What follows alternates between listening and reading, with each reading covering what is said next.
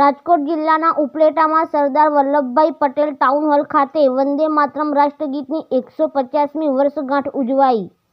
આજ રોજ વંદે માતરમ રાષ્ટ્રગીતની 150મી વર્ષગાંઠ ઉપલેટા નગરપાલિકા દ્વારા સરદાર વલ્લભભાઈ પટેલ ટાઉન હોલ ખાતે ઉજવવામાં આવી હતી। ભારતની અખંડિત એકતા અને દેશદાઝના અનેરા પ્રતીક સમા રાષ્ટ્રીય ગાન વંદે માતરમની રાષ્ટ્રવ્યાપી ગૌરવશાળી ગરિમા અને ગર્વ અંગે વક્તવ્ય રજૂ કર્યું હતું। ગામના વરિષ્ઠ આગેવાનો તેમજ નગરપાલિકા સ્ટાફ, નગરપાલિકા રાજકીય બિન રાજકીય નાગરિકો બહોળી સંખ્યામાં ઉપસ્થિત રહ્યા હતા। સંપૂર્ણ વંદે માતરમનું સમૂહ ગાન કરવામાં આવ્યું હતું। નગરપાલિકા પ્રમુખ વર્ષાબેન ગજેરા દ્વારા જણાવ્યા પ્રમાણે સ્વદેશી અપનાવવા સબબ શપથ ગ્રહણ કાર્યક્રમ આયોજિત કરવામાં આવ્યો હતો।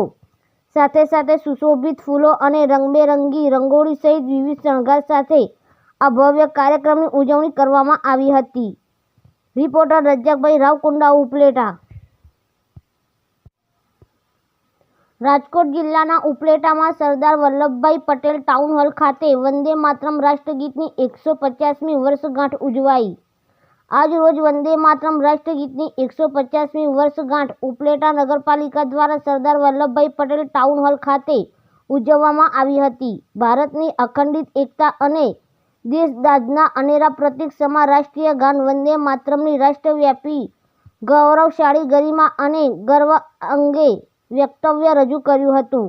ગામના વરિષ્ઠ આગેવાનો તેમજ નગરપાલિકા સ્ટાફ, નગરપાલિકા રાજકીય બિન રાજકીય નાગરિકો બહોળી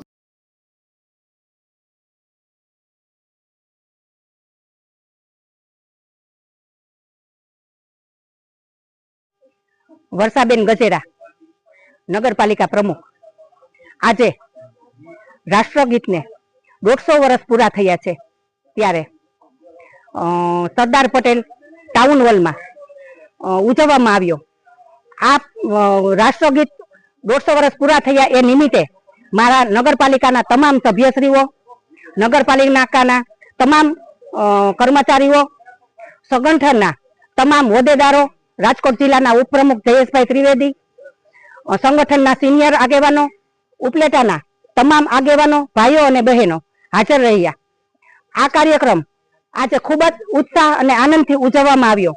આ કાર્યક્રમ રંગબેરંગી કલરથી રંગોળી કરી અને ફૂલોથી પણ રંગોળી કરી અને ખૂબ જ સુશોભિત શણગાર કરી અને આજનો દિવસ કાયમીને માટે યાદગાર રહી જાય એવો ખૂબ આનંદ અને ઉત્સાહથી બધા હળીમળી અને ઉજવવામાં આવ્યો છે। આ કાર્યક્રમમાં ખૂબ જ ઉપલેટાના લોકોએ બહોળી સંખ્યામાં હાજર રહ્યા અને ખૂબ આનંદ સાથે ઉજવવામાં આવ્યો।